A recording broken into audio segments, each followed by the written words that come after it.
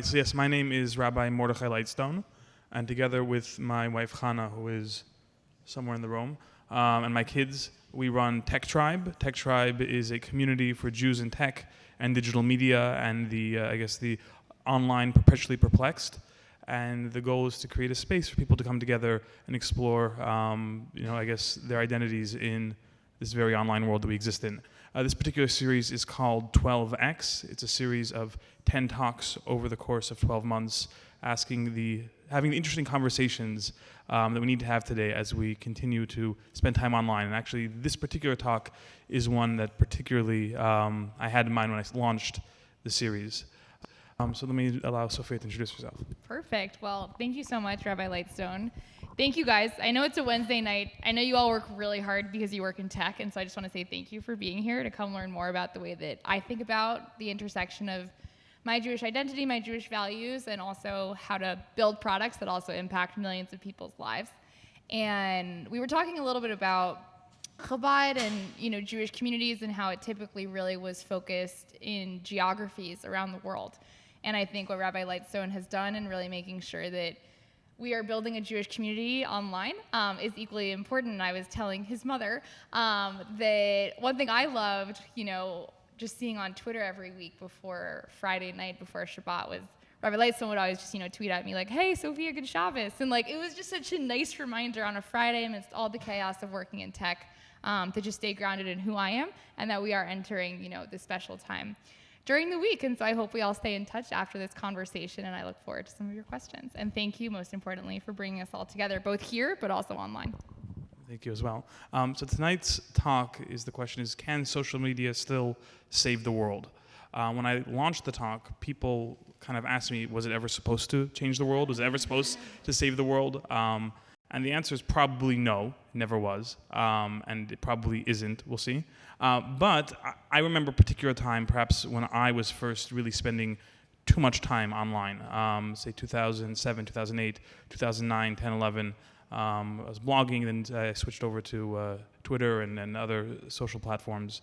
And there was a particular spirit in the air at the time that felt like maybe social media could really accomplish something and do things. You had the Arab Spring, you had this, push to, in terms of, social media is helping democracy and helping society today and allowing people to connect to each other.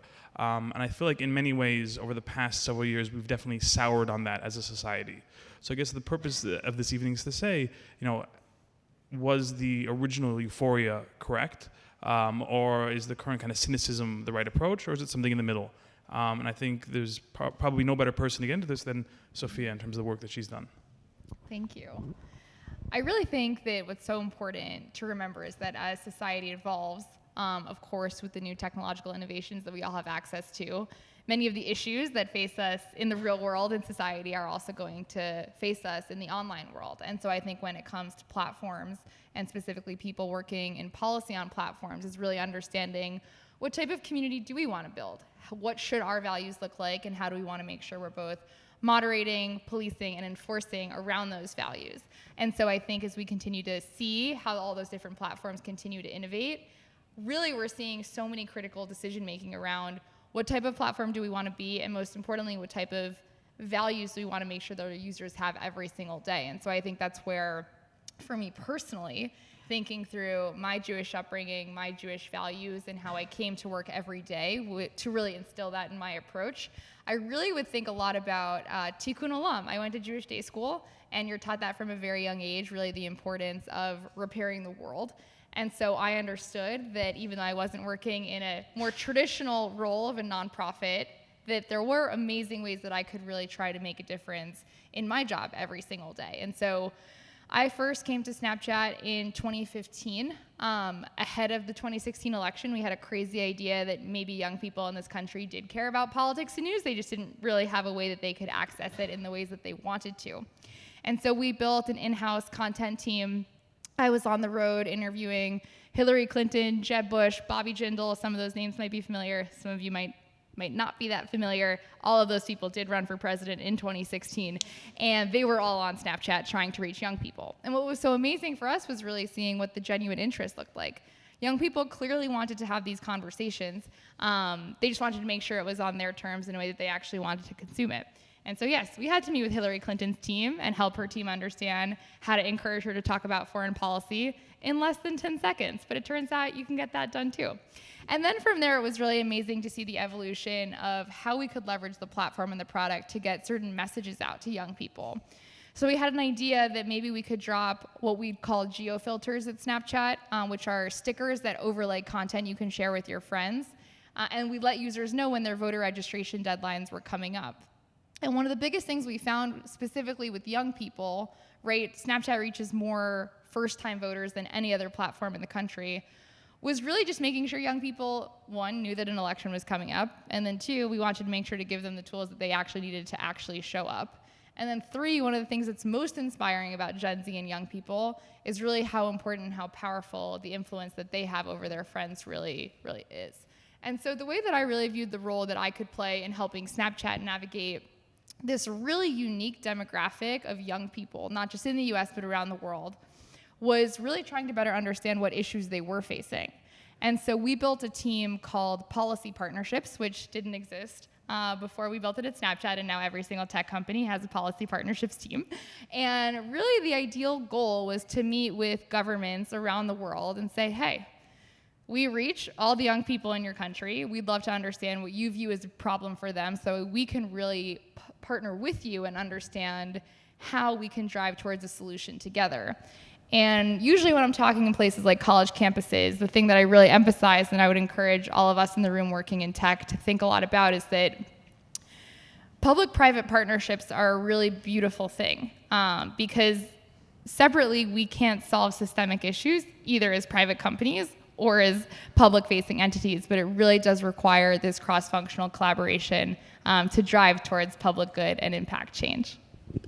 That's really amazing. I think what's interesting to me hearing all this from a Hasidic point of view as a rabbi is kind of the way the Hasidic undertone and approach to technology, I think, is kind of radically different, at least within the Chabad context, than the way a lot of people would expect. People tend to think when you see a rabbi, you see someone who is going to be very opposed to using technology, very opposed to spending too much time online, and there's a definite dark side, which we should speak about as well.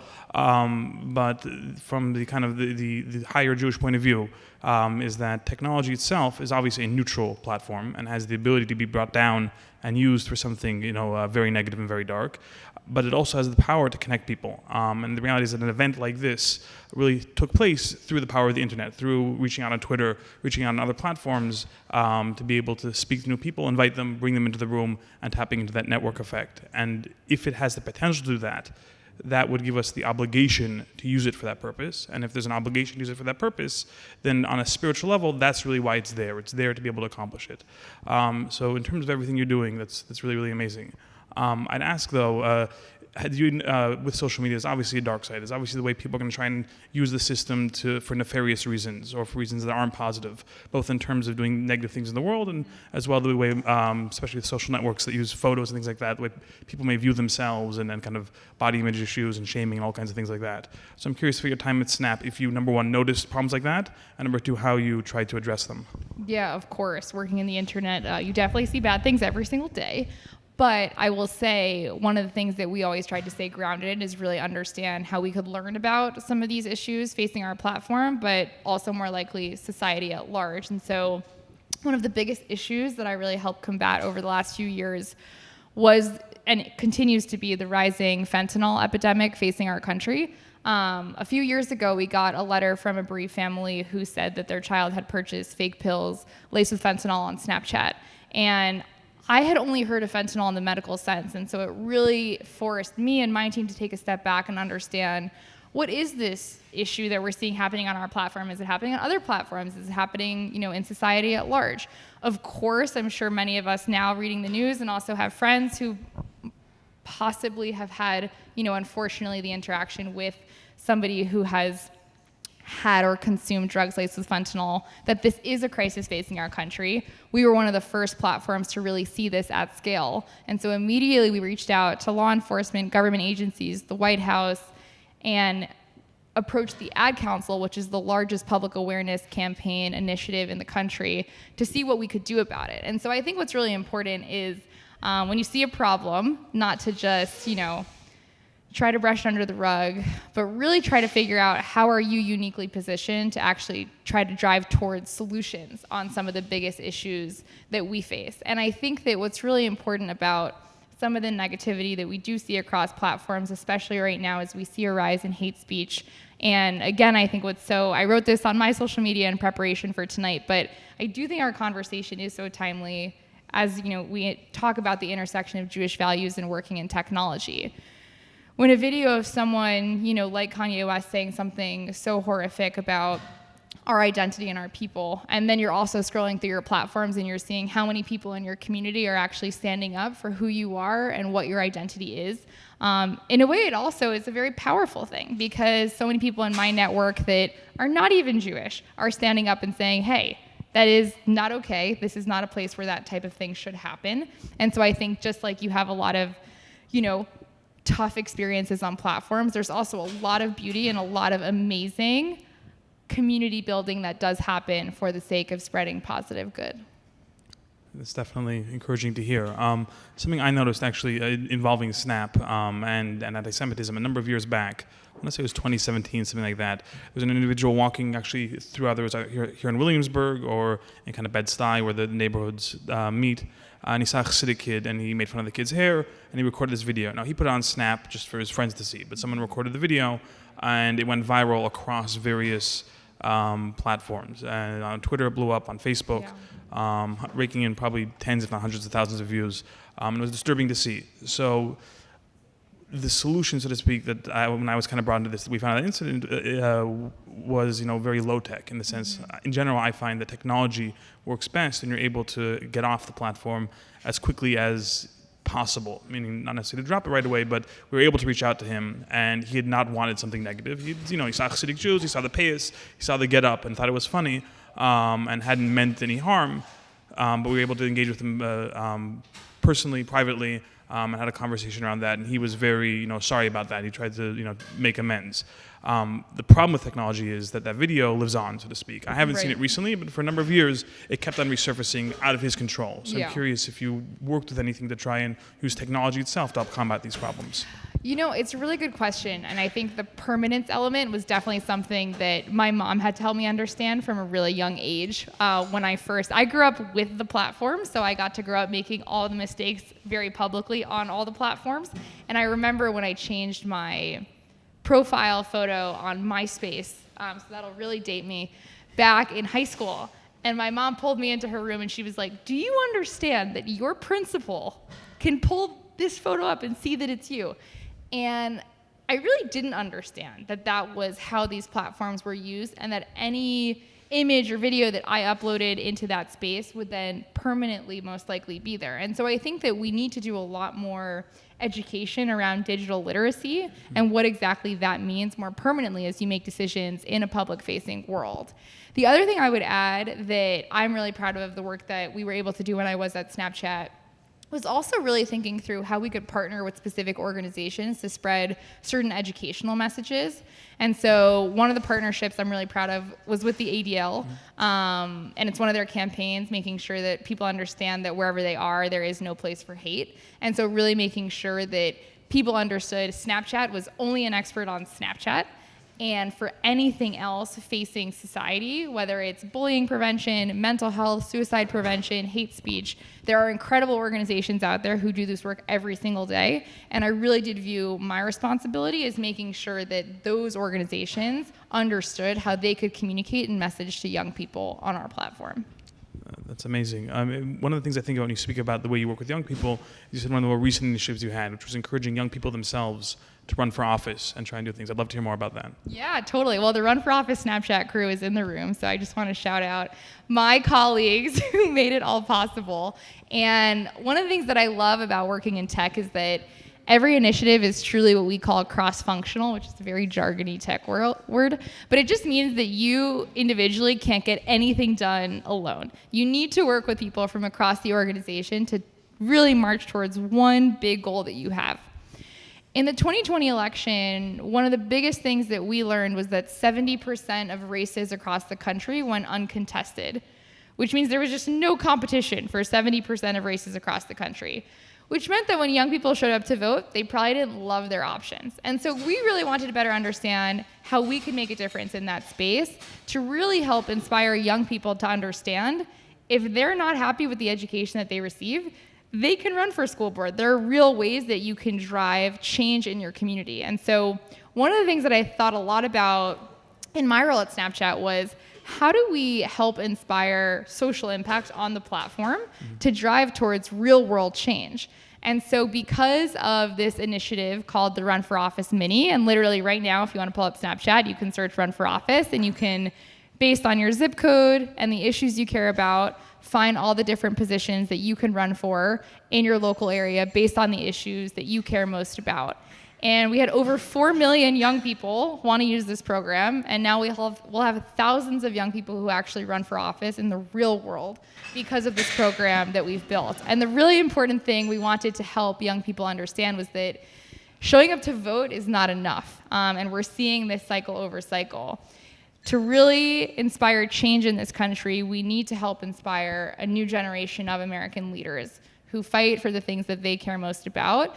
However, we need to help them also with the tools that they need to do that. And so at Snapchat, myself and the amazing crew in the back worked every day to make sure that we were building tools that were super easy for young people to access our democracy around. The thing I talk a lot about is how broken the user experience is for our democracy, for a generation of young people who've grown up being able to do whatever they want from their phones, except engage civically. And so we really viewed our roles at Snapchat in trying to fill those gaps and build civic tools that just made this stuff a whole lot easier and, most importantly, a lot more fun.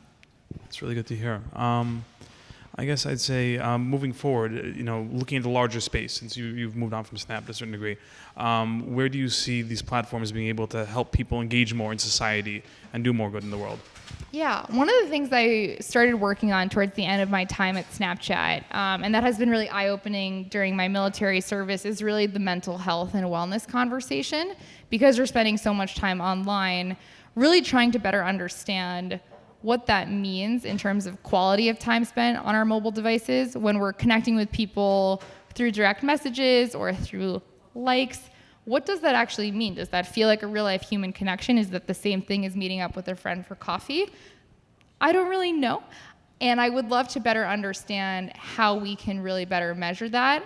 But I also think, to your point, your earlier question of technology being used for both bad things but also positive things, I think there's an amazing way that we can make mental health resources and tools a lot more accessible to people who otherwise may not be able to, one, either afford certain behavioral health access or understand where they should go to start getting help that they need. And so that's one of the biggest things that I'm personally really excited to explore next on ways that we can continue to innovate.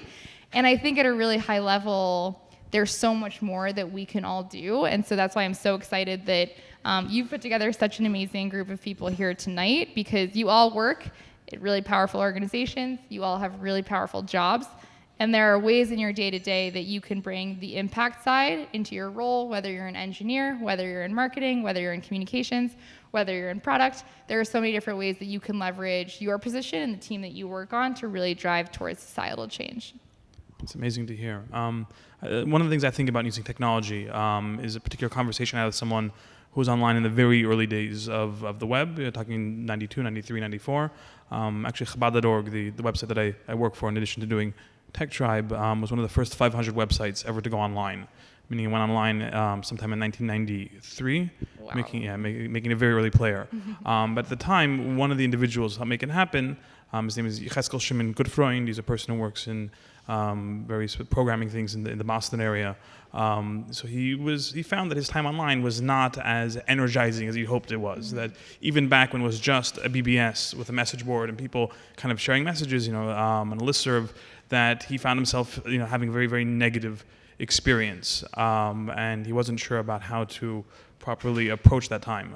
So what he did at the time, he wrote a letter to the Lubavitcher Rebbe through one of his secretaries, and at the time you would ask a question in a number of different ways, and you would kind of get the answer based on one of the different possibilities you provided. And so his question was, how do you go about dealing with the internet in a way? Should I fight the fight, so to speak, and get involved in the nitty-gritty of the attacks I'm experiencing online? Should I just, log off altogether? Should I ignore them? And the basic response that he got the nod to was that you should spend time focusing on positive things, that you're there to be an emissary of light, to be someone to share something positive online. And when you're busy sharing positive things in the world, that then empowers you, so to speak. Obviously, you need to take breaks. You need to create that space. But if you're sharing something positive, that can then affect other people positively and can almost build a firewall from some of the negativity online. I try and emulate that. It's not necessarily easy. Sometimes, the people get particularly nasty. But I'm curious in your own kind of social media use, if you've ever experienced any type of negativity or times when you've used it for the positive as well. Yeah, absolutely. I think it's a really important question. And I don't know if you in the room have seen Rabbi Lightstone's TEDx talk, but I highly recommend it. And one of the biggest themes is really the way that he talks about light and the light that we all have in this world. I really love that message, and I think that we all have a really important light and a really important voice in this world. And one of the things that I always find light in on social media, even though there can be a lot of darkness, is that it really has given us all the opportunity to use our voice in a very real and a very impactful way. And so I think the more we can understand how to leverage those voices to share that light and that wisdom, whatever it is that you are passionate about, whether, of course, it's your Jewish identity, which I think this program would love to plug, or it's another social cause that you care a lot about, leveraging platforms to share that voice and really champion that light is really important. On a personal note, I think what's been really hard over the last few years is seeing so much of the polarization in this country take place on social media platforms. January 6th for me personally was a really difficult moment as somebody who really believes in this country and really believes in government. That was a very dark day. And the more time that I spend trying to better understand how we can drive towards solutions is really thinking through potential solutions around polarization and how we can really try to find more things that we all have in common as Americans rather than differences. I do worry sometimes social media likes to tear us apart in exactly the right places around exactly the right terminology, but whether it be digital literacy, which we spoke a little bit about, or media literacy around fake news and disinformation, more broadly for the sake of democracy, that's something that I'm really passionate about and continuing to explore. Concerning democracy, I know now you're doing the John McCain Democracy Fellowship. So I'd love to hear a little bit about that and kind of where you see yourself going forward, what you want to do, and how you want to take all the tools you've developed in the past and really accomplish exciting things in the future. Yeah, absolutely. So my story, just a little bit of background. I thought I had my whole life figured out when I went to the University of Chicago. I was a college athlete, so I had to wait to join the Israeli Defense Forces after college, but I was going to go serve in the Israeli military. Then I was going to solve the Middle East peace situation, and that was that. Then I met Senator John McCain my second year of college, and he looked right at me and he said, "We need more Americans like you getting involved to make this country work in the ways that we know it can." And it really changed the way that I thought about my own identity. At the end of the day, I'm an American Jew. I'm the great-granddaughter of Holocaust survivors. Those things mean a lot to me. But there's a lot more that I can do for those identities as an American involved in policy. And so it's one of the things that inspired me to commission as an officer, a public affairs officer in the Navy Reserve, to really understand what it means to serve and really sacrifice for country. And so it was really a huge honor when the McCain Institute asked me to join to be their inaugural Democracy Fellow in his honor. And part of the programming we're building is specifically based in Arizona to better understand how we can try to solve some of the biggest issues Arizonans face when it comes to civics, when it comes to polarization. My theory is that if we can figure out what's happening in Arizona, perhaps we could apply some of those models at a federal level. For those of you who like horse race politics, you've been watching Arizona. It is pretty ugly when it comes to polarization and toxicity politically, and so really trying to better understand how we can recruit the next generation of Arizonans and then apply some of those models at the federal level. In terms of what's next for me, this time next week, I will be on a plane to Bahrain to serve as the new Chief Strategy Officer for Task Force 59, which is an all unmanned and artificial intelligence unit based out of 5th Fleet. So I was chatting with some of the AI folks in the room because I have a lot to learn, so I'll be coming back to you for some pro tips.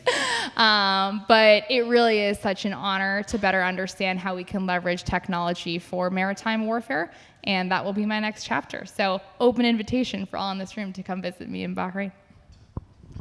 It's great to hear. I think we're going to open this up now to the audience. If people want to ask questions, comments, thoughts.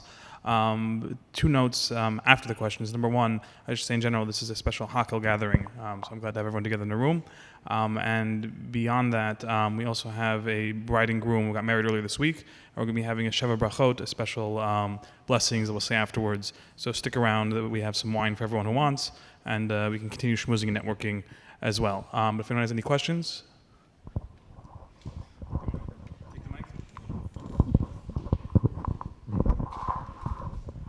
Hi, I'm a journalist. I cover law enforcement, not politics. This is an off-record question. So I'm glad to hear after your whole spiel that you've spent time working in Arizona, because I'm sure you're following the whole Kerry Lake race. And I wonder, like, you sort of came into social media in the beginning, and now there's all this disinformation. And at my outlet today, we had a meeting about, election days coming up, and we're all bracing for so many candidates, including those in Arizona, are openly saying we're going to dispute the election returns. And we all believe, like, we're not going to have a clear answer. We might even have protests and riots yet again. How can social media stop this? It's like, no offense to those in social media, it's enabling it. Like, the whole thing should, in my humble opinion, just be turned off at this point. It's like terrifying. I hear you. Thank you for being a journalist, a critical part of our democracy functioning effectively. And I absolutely hear you. And I think that what's so hard, I'm going to steal a joke from one of my mentors, David Axelrod, and he built the Institute of Politics at my alma mater. We have another Chicago IOP here in the room. And he always says that they have a really hard job because they're doing two big things that young people hate: institutions and politics. And I think what a lot of young people are really feeling is that these institutions that they're supposed to really believe in are crumbling. And that was, my reflection a little bit on January 6th. And so I think that for all of us, it really has to be an educational initiative, and that's going to take a lot more time. But I'm really inspired by a lot of the very productive conversations happening around news literacy and better understanding how we can teach more Americans what it means to consume media.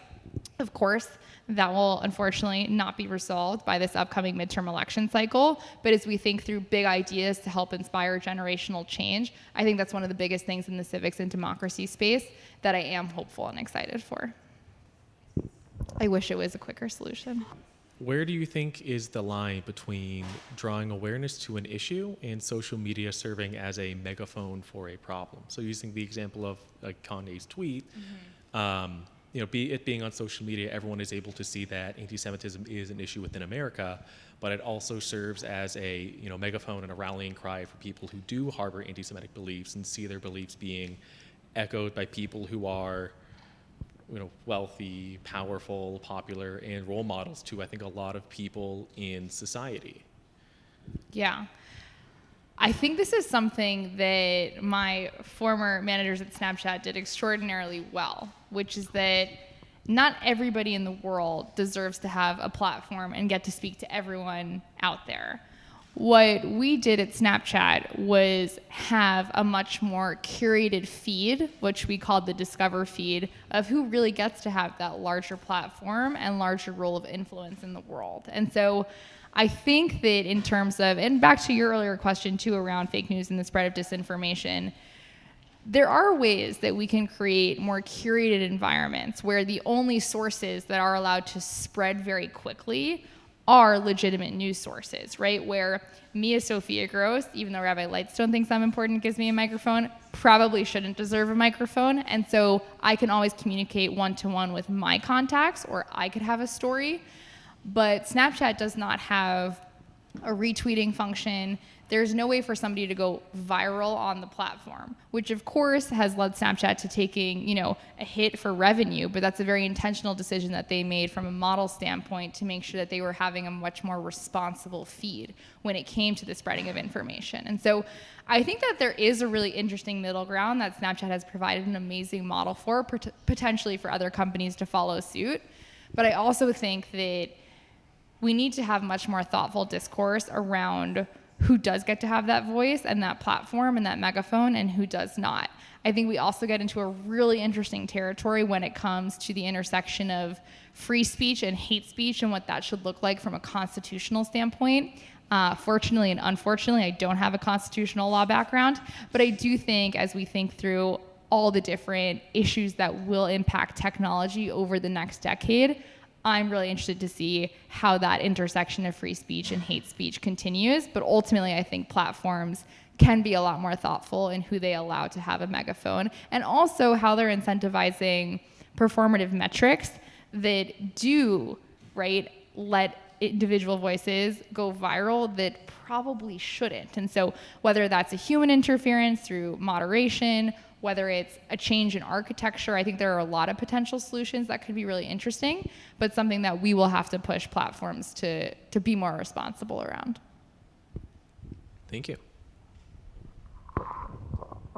Hi, I'm Jason. I remember in 2011, there was a book that was written called The Net Delusion, which now would look almost like it predicted the future. But back then, it was like completely ridiculous to most people. Like the whole point of the book was that the internet would empower authoritarian governments and not democracy. And no one believed him. And so it seems like it's true. And what it now looks like is back then, 10 years ago, everyone was kind of naive. And now everyone sort of has caught up, and they're all like, we're all now cynical about it, like that guy was 10 years ago. And I wonder, like, what we're still naive about today, if anything. And I also wonder, somewhat related to this, if we really should maybe think about, like, what the vision of the internet was, like, in 93, like when Chabad.org went online. Like back then, I remember as a kid what the internet was like, and it was very different from what it is today, besides just the obvious like change in like technology. But back then, the idea was you didn't have to use your real name, right? You didn't have to like upload all your data to like the cloud. Like you normally, like everyone would just buy a domain name, they would rent a server, they would host their email server, they would host their blog, they would use some kind of standard protocol like RSS to, communicate widely. And you would own your data, and you wouldn't have like these giant platforms that could do, recommendation algorithms and AI and all that stuff. You would just sort of have this like marketplace, I guess. You would have a lot of small players and no big players. And I wonder if we should just somehow try to return to that. Like, I wonder if social media should be returned more to like this kind of like original vision. Anyway, sorry, that's a lot, but yeah. Just if I can riff on that a little bit. When I was researching some of the early history of Chabad.org, I found an article from either 94 or 95. It was a while back. And so the headline said, what if we built an information superhighway, right? That could connect people in the world and do all these great things, yada, yada. But instead it was sort of anti-Semites and hate speech, and people just wasted their time on it, which I thought was hilarious because we're always saying that, back in the good old days, it was so great. The problems existed then also. I think the real issue now is the question of scale, meaning you had anti-Semitism, as we know, and hate and things like that well before there was any social media. When you had the printing press became a tool to allow people to print negative pamphlets and disseminate them faster. Radio, television less so because it's so moderated. But with all these platforms, there's always this issue. I imagine, as a rabbi, meaning I have like no tech expertise whatsoever besides wasting time and maybe bringing some people together with it. I think the main thing is to kind of turn off this need for social networks to make money through ads. That's my guess. the more focus there is on ad revenue, the more you need to have everything at scale, the more you need to have everything amplify so quickly. And the problem is, as much as Snap has great moderation, I think from the experience I had when we had Jewish teens gathering in Manhattan, I actually emailed someone and said, hey, this event is coming, it's going to be on Snap. Do you want to put in the New York story, whatever it is? Maybe that was my Elders of Zion connection to be able to pull that off. That's a joke. But in any event, it definitely didn't have that kind of instant takeoff potential that the algorithms provide today. So if we find a way to kind of remove from that and move more towards platforms that maybe cost a little bit more, maybe you don't have that instant access to free or whatever it is, and focus more on that type of smaller network, like you said, I see that as being able to help some of the issue, at least from my position. Someone else had a question? Yeah. So I guess an anecdote and a question. I'm really glad that we're having the antitrust portion of this conversation, because when I first saw the posting of this event, that's like the first thing that came to my mind. So the anecdote is, we're in Williamsburg. You may or may not know the history of where we're sitting right now, but the whole waterfront here was industrial, and the first industry here was the sugar industry. And the very first antitrust laws that the federal government enacted were in response to the sugar barons who were caught price rigging and ripping off the American people and also their suppliers and everything. So we are literally in the shadows of the birth of the antitrust movement, so to speak, having this conversation. And with that in mind, coming from a tech startup that claimed sometimes hit the mark and sometimes didn't, to be a social impact tech startup company, my thoughts immediately go to the incentive structures, which are capitalist, right? I mean, at least right now, the model is user interaction and retention and getting the users to stay on as many hours as possible.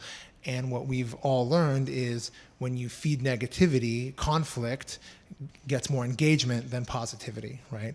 So we have these companies, and I think each of these big social media giants have people working there that want to do social good and have departments that are dedicating time to it, but that's not the engine that's driving these companies. The engine that's driving these companies is revenue. So how can we, and Rabbi Lightstone, I think you just gave a part of that answer, right? Shifting away from ad revenue, how can we start to change the incentive structures for these companies so that there is more of the engine is about social good and having positive interactions rather than just whatever gets the most clicks and whatever gets the most engagement? And do we even all agree that that's what needs to happen?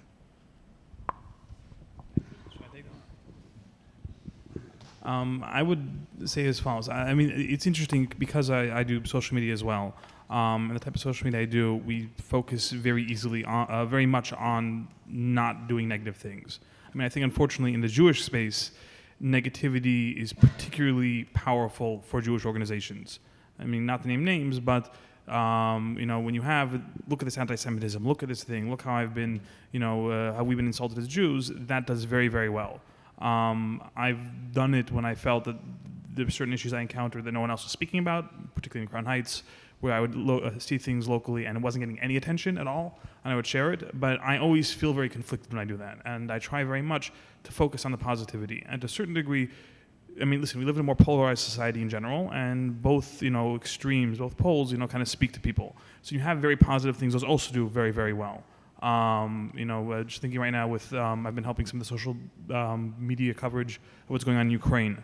In terms of this is the Jewish Relief Network Ukraine, which is raising funds to help people over there. And we definitely don't share anything in terms of what I share, nothing really, really negative and really dark, even though that stuff definitely exists. It needs to be covered in the right way. But to share positive moments of Jewish pride, moments of people helping each other, moments of people connecting under the most difficult situations, and that does get a lot of attention. People do turn to that.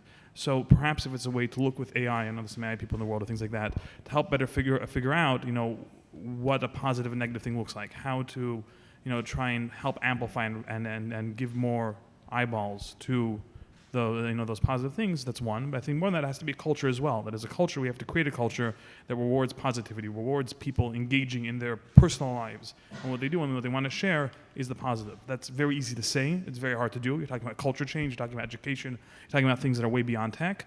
But if we could find a way to use those platforms to very much focus on that, and as a human society try and deal with those things more, I think that will help as well. And is there a solution? I don't know if there's a solution. You know, I mean, I think what we can do, and what I could say as a rabbi, is that each and every one of us has the power to make that change. If we focus our time online, that we both work to maybe not spend too much time on it, and to create that space that's necessary, and to focus on the human relationships around us, as my kids will say, put down your phone, and things like that. And they're smiling now. But beyond that, also when we use the platforms specifically to try and use them for something positive, try and use them to do good and to bring people together and to take something that was a DM and then a tweet and this and that and bring people in a room and together and things, then we have the power to create real change and help create the positive impact. It's not as easy, it doesn't take off as fast, but I think the long-term effect is more abiding, and I think it's something we all want as well. Yeah, just to respond, I think that all makes a lot of sense and sounds great, but a rhetorical question would be, how do you scale that, right? You talk about, there are positive things online that get a good response, like, helping people in Ukraine, which, is a lot of people rallying around that. That's great, but, that is not sustainable and a long-term scalable model, for company after company to form themselves around helping people in Ukraine. So, maybe there's something we can learn from that and then apply it to different issues around the world, but is that scalable from the sense of like compare it to like Facebook and the other Twitter? How do we get something that can be play that type of role in a society that the engine is really about having a positive impact versus whatever gets user engagement?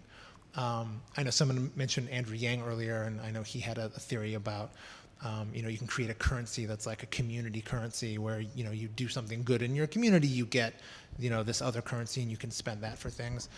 I don't know if that's the answer, but yeah, I think that the really important part is finding a better way to connect how we're engaging with platforms and where that impact is then leading to in the real world. And so I think that's something that we spent a lot of time thinking about at Snapchat as we built out our civic programming of, okay, how is Snapchat uniquely positioned to help young people understand how to engage with the civic process in the real world? And so then when they actually showed up to vote, they had tools, whether it be through augmented reality, to then express themselves as voters and on the issues that they care most about. And so I think we're definitely getting somewhere with that. What does that loop really look like that incentivizes positive behaviors on these platforms? And so hopefully we'll continue to figure that out. That's okay, I can talk loudly. I was just going to ask, what do you think is up next after your military service? Ooh, fun question. I am really excited about, again, really thinking more about how we can increase accessibility to mental health and wellness through platforms. And so again, how are we helping really better connect how we're engaging with the platforms and driving real world change? And I worked on a lot of mental health resources for young people on Snapchat, and it was so inspiring to see just how important those messages were to really impact young people's lives and make their days better, and also teach them how to be better people, not only in society, but with their closest friends. And so I really want to further explore that area, and in particular with demographics who are not traditionally used to having that conversation, and how to help more people understand that mental health is really about resiliency and strength. So that's a continued interest of mine, but first going to focus on hopefully making it back from Bahrain safely. Right. Close out. Yeah, I mean, okay. I think it has already been summarized, but basically, sorry, let me get by you. Thank you.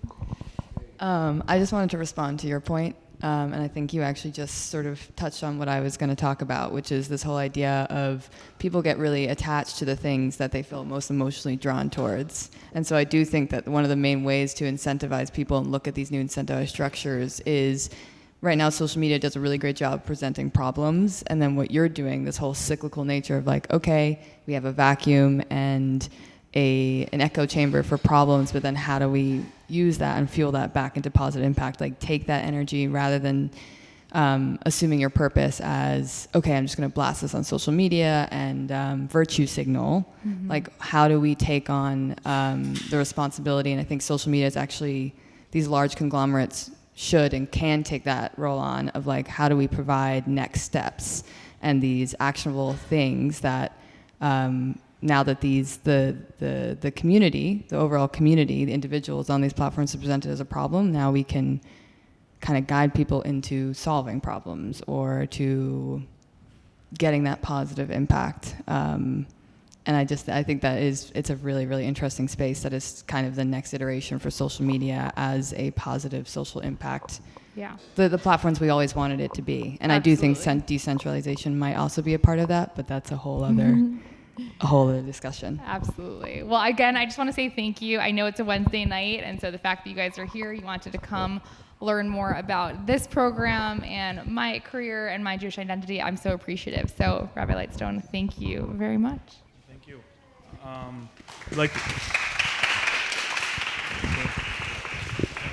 I'd like to thank everyone for coming out this evening. We are going to have our next talk probably sometime in December, as well as some Hanukkah events, so stay tuned for that. In the meantime, right now we have Sheva Brachot. So we have wine in the back that we brought the comp for everyone who wants. So grab a cup of wine or seltzer, whatever you're drinking, and we're going to say the blessings in just a moment. I'd also like to take the opportunity to thank Rivka and the Williamsburg Hotel for continuing to host us for this. It's been amazing to have these conversations and to move forward. Thank you.